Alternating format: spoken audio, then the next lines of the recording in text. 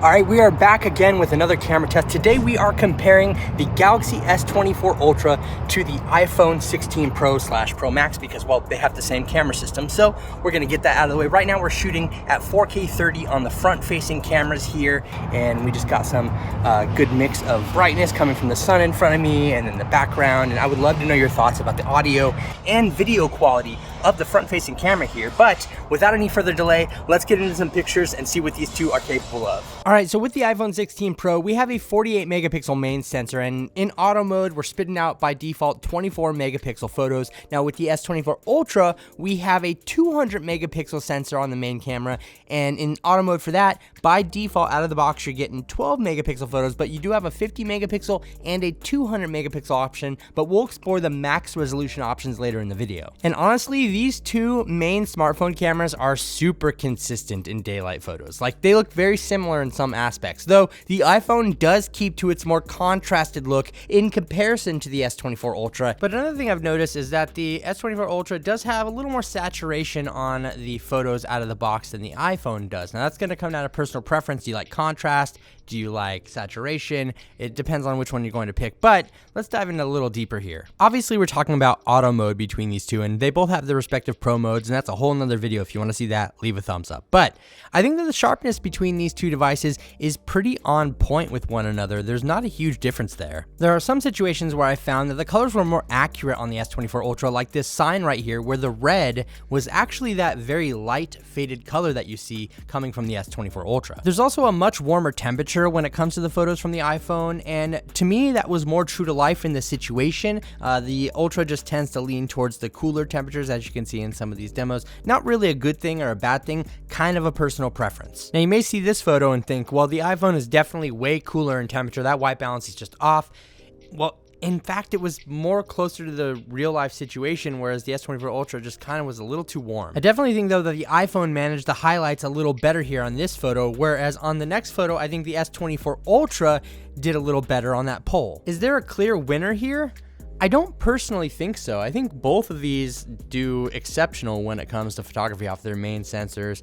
As you can see, there are some slight differences between the two that you can chalk up to personal preference at the end of the day. Sometimes I don't like what the iPhone does with its shadows and contrast like this photo, but of course, editing, I can make this photo look very similar to the S24 Ultra now. So it's really going to depend if you like what you see out of the box or if you don't mind putting in a little bit of edit after the fact. All right, so here we go with a rear camera test from the iPhone 16 Pro and the Galaxy S24 Ultra, giving you some audio and video. We're shooting at 4K 30 on the rear cameras. Obviously, the S24 Ultra can shoot up to 8K resolution, so keep that in mind. It definitely has the edge on the iPhone in terms of resolution when it comes to video recording. But let me know what you think about both of these down in the comments section. So here we have some ultra wide shots, and with the iPhone 16 Pro we have a 48 megapixel ultra wide sensor in auto mode that spits out 12 megapixel photos, whereas on the S24 Ultra we have a 12 megapixel ultra wide sensor, and what you see is what you get. There's no pixel binning happening there. And I do think that the iPhone's pictures are just more naturally sharper than the S24 Ultras, though there is some sharpening happening in post-processing on the S24 Ultra, and really, I mean, at the end of the day, once they're on social media, can you really tell the difference? I also do think that the S24 Ultra tries to preserve the highlights as much as possible, which I definitely prefer. I will say, as you can see here, that the iPhone has a little more barrel distortion on the lens in comparison to the S24 Ultra, but it's really not too bad and nothing to complain about. Other things to note here is that a pattern emerges where the iPhone is a little more contrasted, whereas the S24 Ultra has a little more saturation, and so it's kind of a pick your poison type of thing. All right, so here we are on the iPhone 16 Pro and the Galaxy S24 Ultra. This is your stabilization test, so we're just doing a little bit of walking right now. I'm going to pick up the pace a little bit and see how both of these stabilize. Let me know which one you prefer down in the comments section.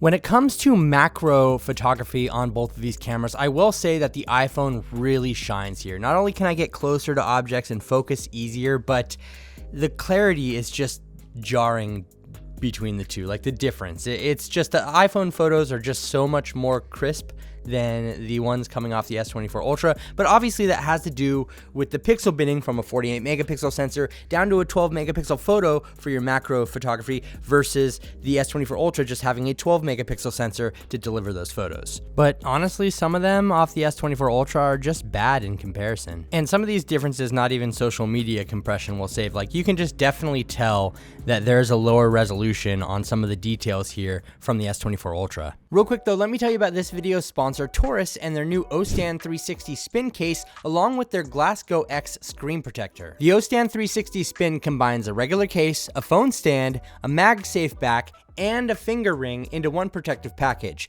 It's a pretty slick way to protect your iPhone and has a perfect camera control cutout for the iPhone 16 Pro. And I really like how this case works. I mean, it just punches way above the rest in terms of functionality, and I really enjoy the versatility here. And then there's the Glasgow X screen protector pack. It's crystal clear and has a simple two-step install process, which will get it installed and looking clean with ease. There's an optimized thickness of 0.71 millimeters, a narrower black border, and it's super scratch resistant. So definitely be sure to check out the links below if you want to pick up either of these for your iPhone 16 Pro or Pro Max, or if you want an O-Stand case for your S24 Ultra, I will leave a link below for that as well. Thanks to Torras for sponsoring this video. Jumping into some 12 megapixel 2x portrait mode shots from both of these main cameras, I will say that I think that the S24 Ultra tends to be a little warmer than I would prefer, and on this next photo the iPhone got my arm hairs a little better than the S24 Ultra did,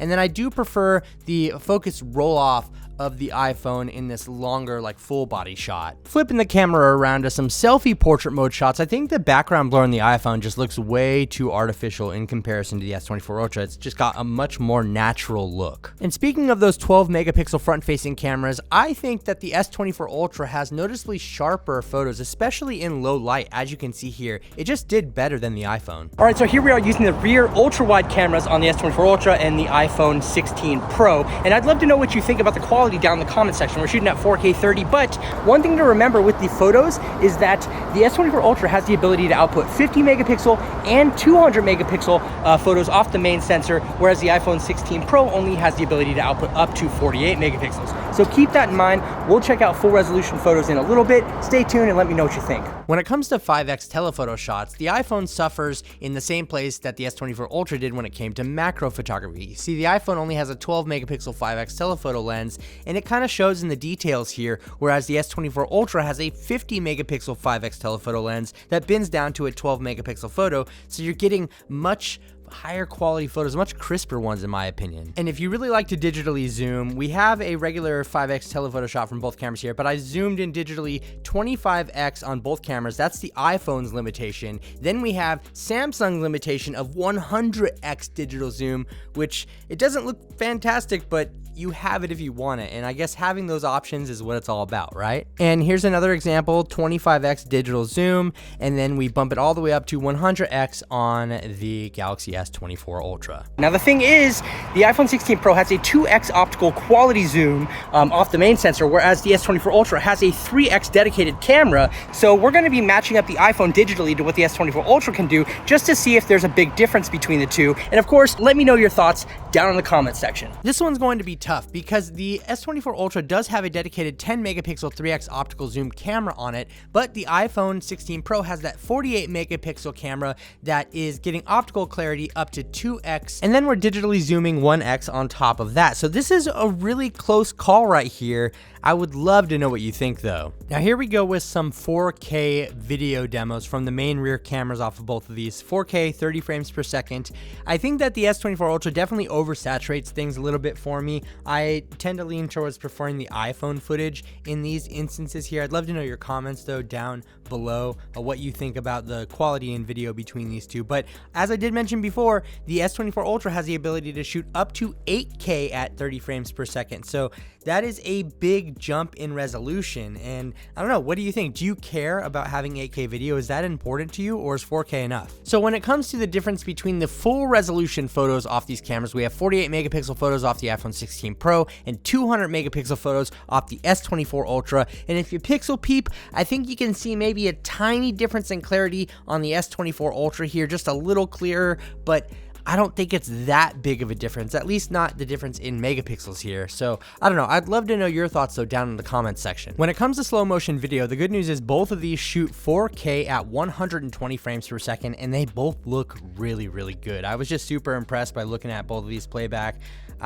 Crisp, clear. I really have no complaints on either, but I'd love to know your thoughts. All right, so here we are indoors. A little bit of a low light video test on these two smartphones. We're shooting on the front facing cameras at 4K 30, so I'd love to know what you think about the audio quality and video quality. And moreover, as we get into the low light photos, what are your thoughts going forward? Let me know in the comments. So when it comes to indoor photos, getting into these lower light situations, I think the iPhone just has more details showing in some of these low light pictures that I've taken indoors. You can just see some of the details presenting themselves a lot more on the iPhone than on the S24 Ultra. The iPhone is definitely warmer in temperature on a lot of these photos, but again, the temperature thing, it's gonna come down to personal preference. So when it comes to nighttime photos, I think that the S24 Ultra definitely holds its own. There are a lot of instances where it exposes a scene properly, like showing these letters behind the light there on the building, and then this alleyway in the back there. It just kind of treats the highlights a little bit better than the iPhone does. And on top of that, the iPhone does still suffer from a lens flare issue at night with bright lights. It's still there. It's apparent in video as well, so call it what it is, but that's a problem. Though once you look past some of the issues that I've pointed out and get past some of the personal preference things like color temperature and stuff like that, I do think that both of these cameras really do hold their own in low light situations. I mean, they look great. Both of these spit out photos. I think the iPhone might be a little slightly bit crispier than the S24 Ultra in terms of sharpness, but other than that, I mean, as you can see, they look great. I do tend to prefer the little bit of extra saturation that the S24 Ultra adds to the photos. It just gave it more of a true to life look in my opinion. All right, so here we are, dark parking lot, testing out the rear cameras, the main cameras, 4K 30 on the S24 Ultra and the iPhone 16 Pro. And I'm curious to know how this camera performs in low light when it comes to shooting video. So I'd love to know your thoughts down in the comment section. So finally, we have low light video performance, and I think this is definitely where the iPhone shines in terms of clarity, though we do have that lens flare issue with video at night, and you really don't see a lot of that on the S24 Ultra. I'm pretty impressed with how both of these handle the situations. Again, you can see that lens flare creeping up here in the video on the iPhone.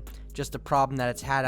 Hopefully they fix that soon at some point or some iteration of the iPhone anyway. But I think that the iPhone definitely has kind of a leg up in terms of clarity when it comes to video, at least in my opinion. I would love to know what all of you think though about any of the photos or videos shown in this comparison in the comments section below. If you enjoyed this video, leave it a thumbs up, and if you're new around here to the channel, feel free to subscribe, and don't forget to hit the thumbs up button because it does help out the channel a lot. Thank you so much for watching, everyone. I really do appreciate it. This is Dom, and I will catch you in the next video.